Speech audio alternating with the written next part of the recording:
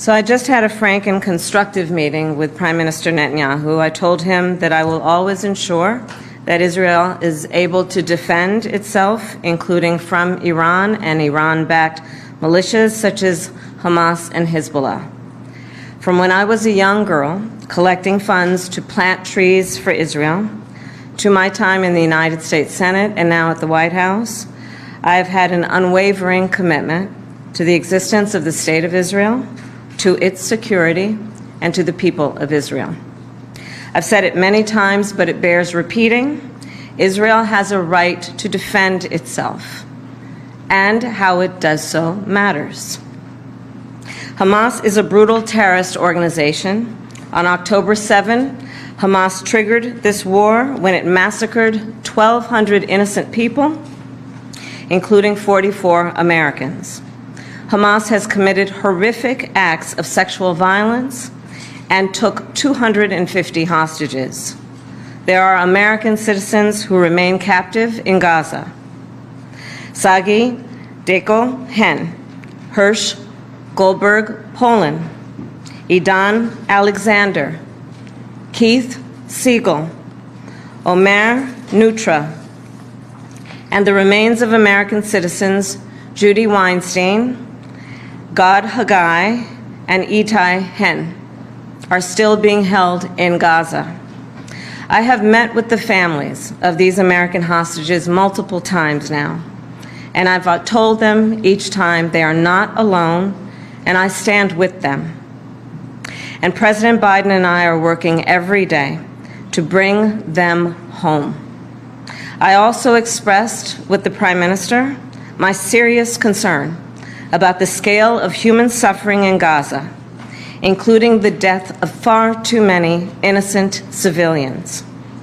And I made clear my serious concern about the dire humanitarian situation there, with over 2 million people facing high levels of food insecurity, and 500,000 people facing catastrophic levels of acute food insecurity.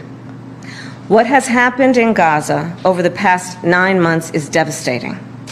The images of dead children and desperate, hungry people fleeing for safety, sometimes displaced for the second, third, or fourth time.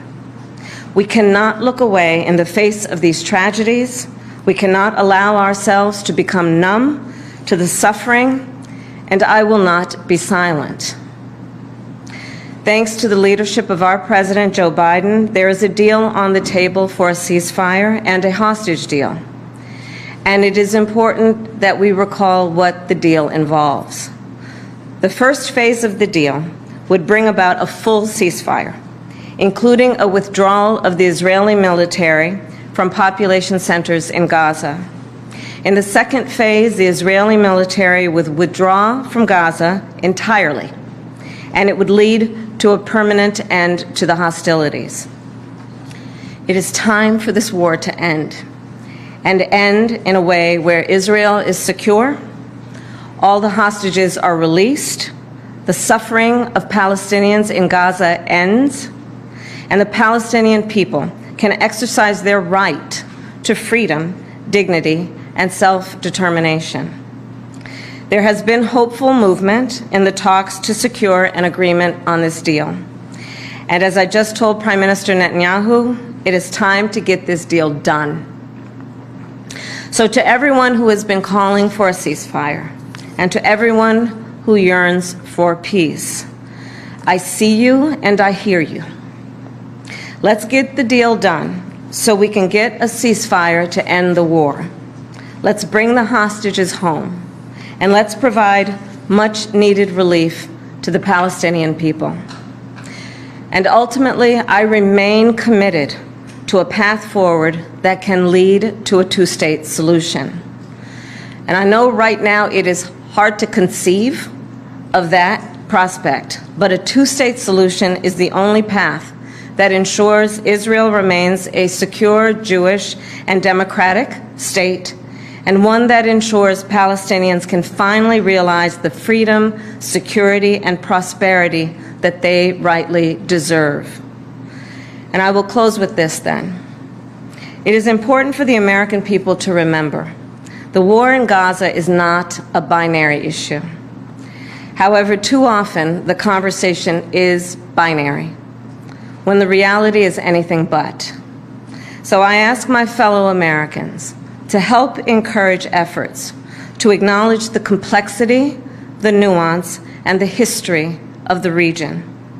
Let us all condemn terrorism and violence. Let us all do what we can to prevent the suffering of innocent civilians, and let us condemn anti-Semitism, Islamophobia, and hate of any kind. And let us work to unite our country. I thank you. Madam Vice President, after your meeting, are you convinced that the Prime Minister would like a ceasefire deal?